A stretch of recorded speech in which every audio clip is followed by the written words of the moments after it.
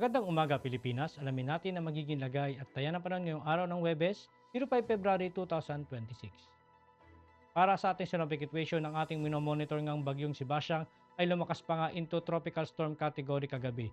Ito'y huling namatan kaninang alas 4 ng umaga sa layong 440 km silangang bahagi ng Hinatuan, Surigao del Sur. Ito may taglay na hangin na 65 km per hour malapit sa gitna at may pagbugso na maabot ng 80 km per hour. Ito'y kumikilos west-southwestward sa bilis na 15 km per hour.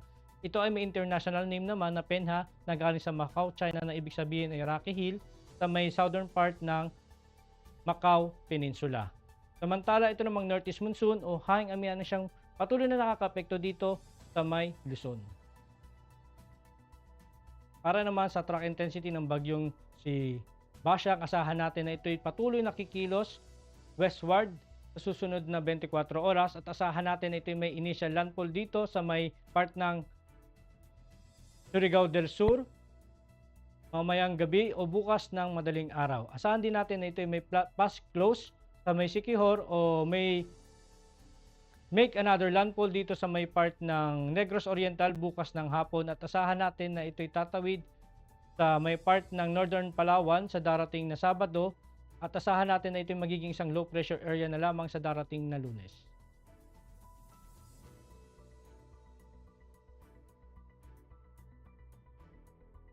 Para naman sa tropical cyclone wind signal, nakataas sa signal number 2 dito sa may Camiguin, Misamis Oriental, Agusan del Norte, Surigao del Norte, Surigao del Sur at Agusan del Sur.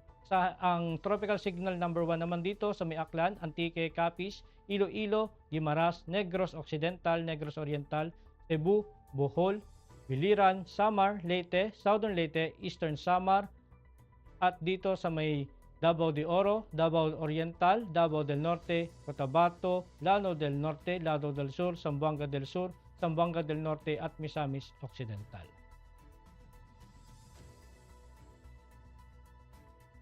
Para naman sa ating general area forecast, dulot nga ng northeast monsoon, asahan natin ang mga ulap na kalangitan na may mahihinang pag-ulan, partikular na dito sa may Batanes. Asahan din naman natin ang bahagyang maulap hanggang sa maulap na kalangitan na may mahihinang pag-ulan, partikular dito sa may Metro Manila at natitirang bahagi ng Luzon.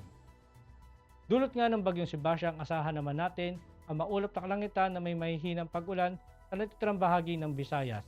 Samantala naman dito sa may Eastern Samar, Leyte, Southern Leyte, Cebu, Bohol, Siquijor ay makakaranas man ng range with gusty wind. Sa Caraga at Davao Oriental, asahan naman natin ang stormy weather. At sa natitirang bahagi naman ng Mindanao, asahan naman natin ang range with gusty wind at dito sa may Zamboanga at Sanga-Sanga, asahan natin ang maulap na kalangitan na may kalat-kalat na pag-ulan, pagkulog at pagkidlat. Para naman sa impact to flight operation dito sa Caraga, Davao Oriental, Northern Mindanao, Eastern Samar, Leyte, Southern Leyte, Cebu, Bohol, Siquijor, natitirang bahagi ng Davao Region, natitirang bahagi ng Visayas, natitirang bahagi ng Mindanao at Masbate. Asahan naman natin ang main hazard dulot nga ng bagyong si Basyang ang strong wind shear, heavy rainfall, low clouds, poor ceiling, turbulence updrafts and downdrafts, lightning and thunderstorm, flooding and reduced ground visibility, storm surge and strong surface winds na maaaring umabot ng 62 to 88 km per hour. Ang impact naman nito sa rotary, asahan natin ng hover and takeoff challenges, limited visual reference, increased turbulence, reduced payload capability, and operational suspension. Sa fixed wing naman, asahan natin ng takeoff and landing risk, route disruption, fuel management issues, at airframe stress at instrument flight rules or IFR requirement. Para naman sa Batanes, Metro Manila at natitirang bahagi ng Luzon, dulot nga ng northeast monsoon, ang main hazard ng cool and dry and northeasterly flow bringing strong winds and light rains. Ang impact naman nito sa rotary, strong crosswind and wind gusts may restrict takeoff and landing and hover operation. Sa fixed wing naman, ang crosswind and moderate turbulence during approach and a possible delay due to low visibility in light rains. Ang araw ay sumikat kaninang 0624 at lulubog mamayang 1757.